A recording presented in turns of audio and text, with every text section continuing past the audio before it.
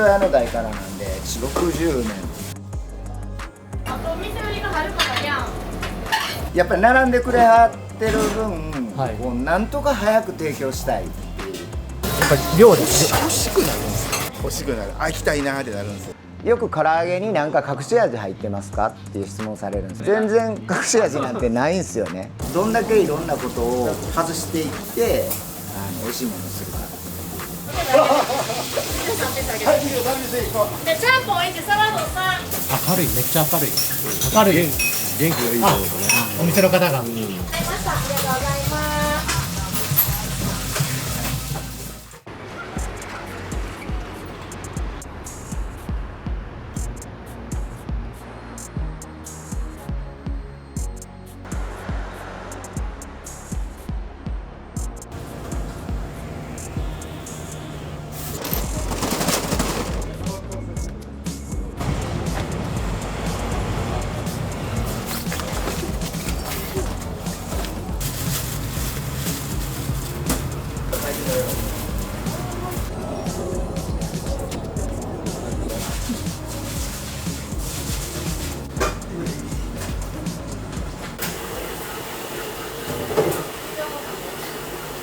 父親の代からなんで、父親の代から入れたら60年。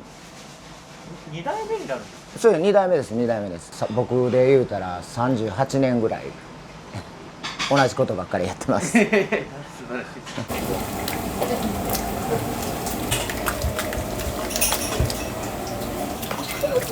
これ前の日に合わせて1日漬け込んだやつです。よく唐揚げになんか隠し味入ってますかっていう質問されるんですけど、はい、普通に鶏を醤油とブラックペッパー入れるぐらいであと卵と片栗粉で揚げるっていう。ただうちの唐揚げで言ったら1度揚げ2度揚げ、そしてネギごま油で和える混ぜるっていう感じの香り付けするっていうプラスの考え方で、いろんな調味料を入れていって美味しくするじゃなくて、どんだけいろんなことを外していって美味しいものにするか。だからこだわりといえばそんな感じで、やっぱり昭和40年にやってた中華料理そのままのなんか教えてもらったやり方でやってる。唐揚げの揚げ方もその時に父親に教えてもらって、でそのまま何もいじってないっていう。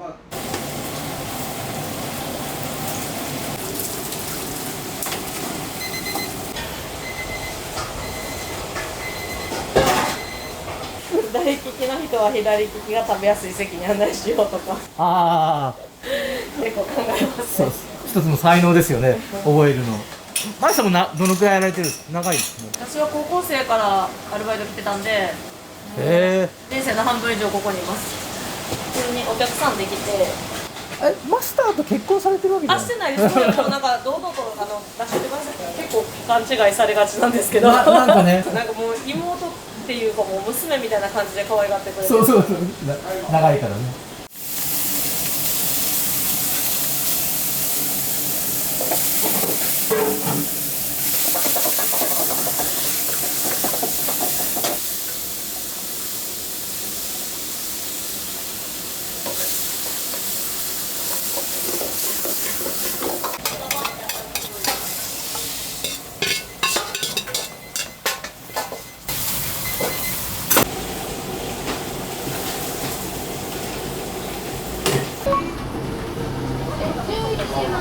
はい。唐揚げ3、春巻き3です。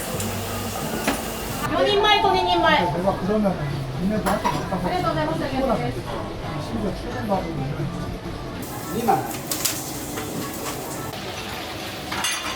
枚から失礼します。お待たせしました。春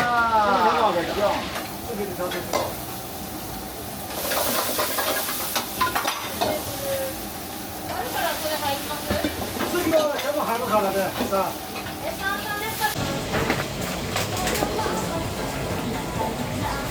春からって合わせますか？次5行くで。お前いつさんに行くわ。あ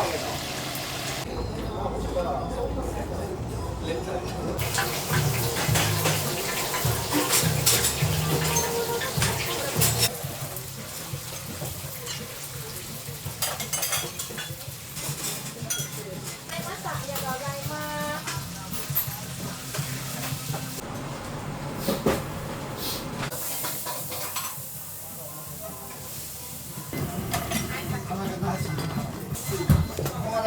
春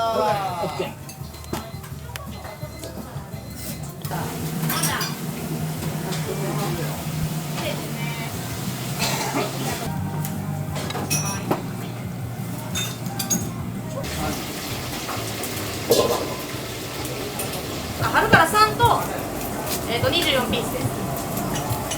あと、お店売りが春からやん。テイクアウトが唐揚げ単品4。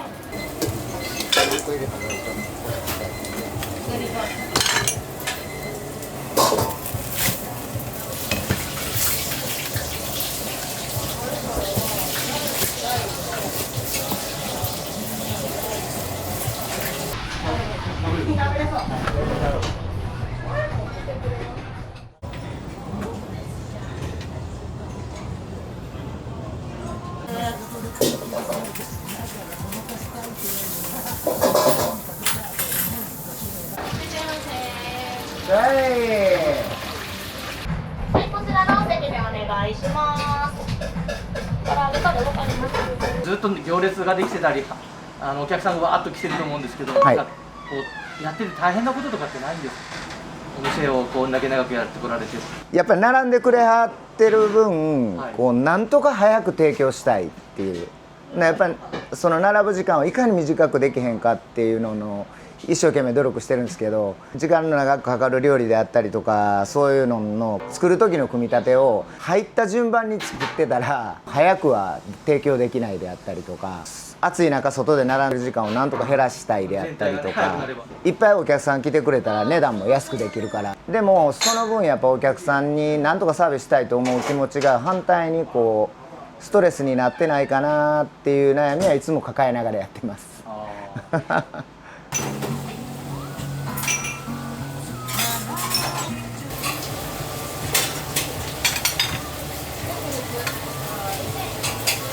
はい、23いくよ。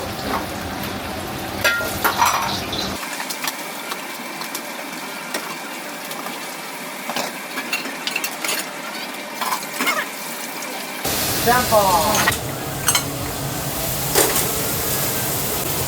い、ないです。4番。はい、ジャンポンの方。はい、お待たせしました。唐揚げ頼まれてましたよね。はい。で、ハーフも頼んでましたよね。はい。相当な量だと思うんですけど。めちゃくちゃ美味しいですね。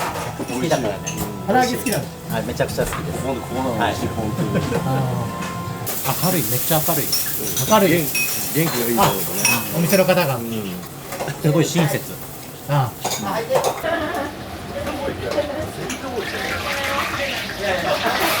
月1ぐらいは来てますね。多かったら月5とかもあるんですけど。月を毎週のように。なんかのテレビでやってて僕も近いから行ってみようって言ってきて、まあ唐揚げ、唐揚げ？そうですね、唐揚げが美味しいって聞いたんで、唐揚げってサラダも食ってみようかなと思ったら、サラダも結構ボリュームがあって大きい皿でね、どさら来るんで、なんか通う理由というか、やっぱり量で欲しくなるんですよね、たまに。ちょっと時間が経つとね、欲しくなる。欲しくなる、行きたいなってなるんですよ。ここね。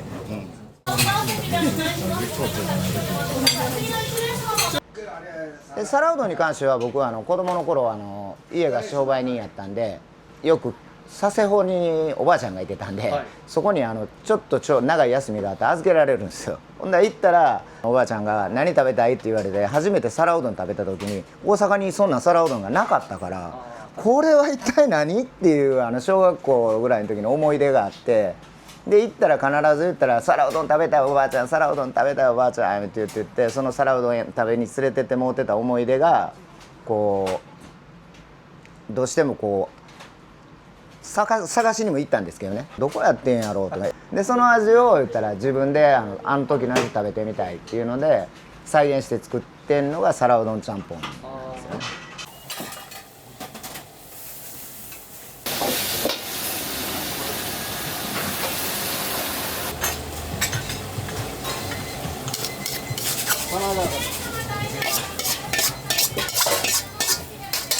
唐揚げだから。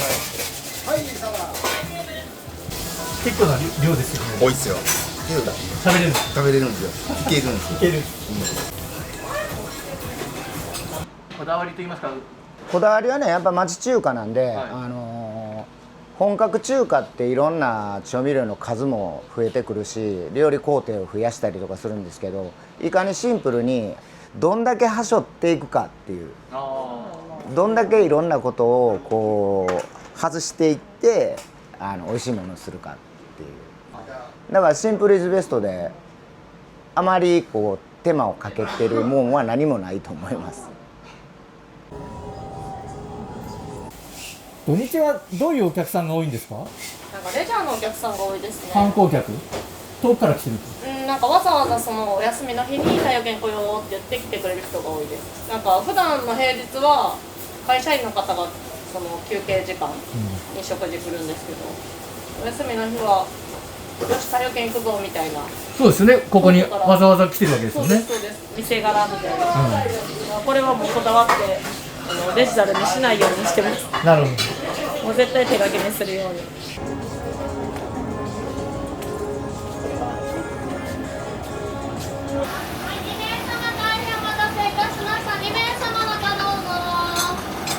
1、3テーブルで。1、3テーブル。マシン失礼します。春巻き少なめです。ありがとうご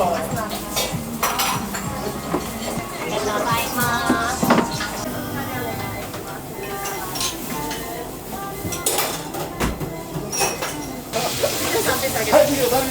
で、ちゃんぽん1、サラダ3、続いていってください。11ピースで止めてください。単品1はテイクです。野菜いります。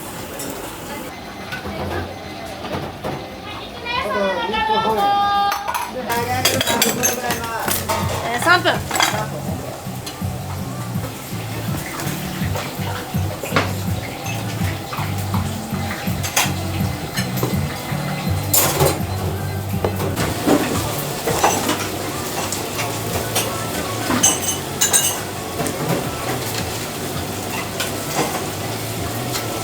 この鍋もいく感じ？もういってる量を抑えてる。あ、オッケー。真ん中がいいです。真ん中で今油がいい。お姫様中どうぞ。ありがとうございます。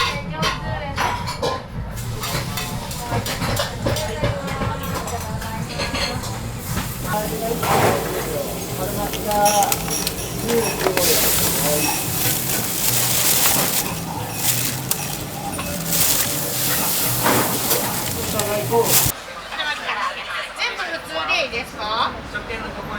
ご飯普通でいいです。唐揚げ大盛り。あまり。はい、すいません。ありがとうございます。ありがとうございます。ありがとうございます。2200円。ごめんなさい。お箸をしました。はい、2名様中どうぞ。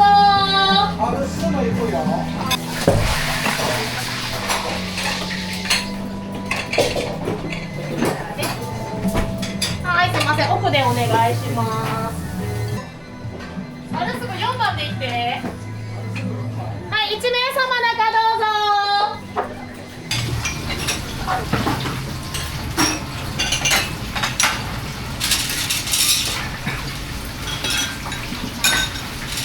春間に合うのは今の手間って手間で春買う。あ、手持ちしてくれた方がありがたいです。春買うだけとか。マイさんはじゃあお昼だけなんですか？夜はそうだけない。ですね。夜はいないですね。はい、はい。結構夜ガラッと変わりますもんね。人が。そうですね。夜は飲みのお客さんも多いですし、あーランチは結構バタバタするんで、慣れたメンバーでやってますね。アルバイトとかなしで、社員だけで。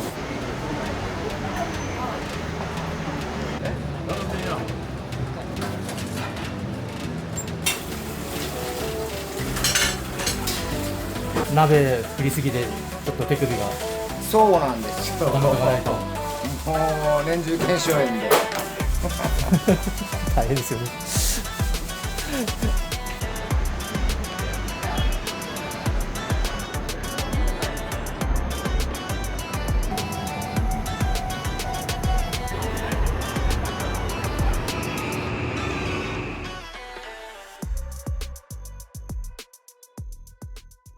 いくつかこうお店も出してるじゃないですか。で、はい私堂島の方の本店のグラッチェの方もあ、堂島グラッチェ。はい、はい出せていただいたんですけども、はい。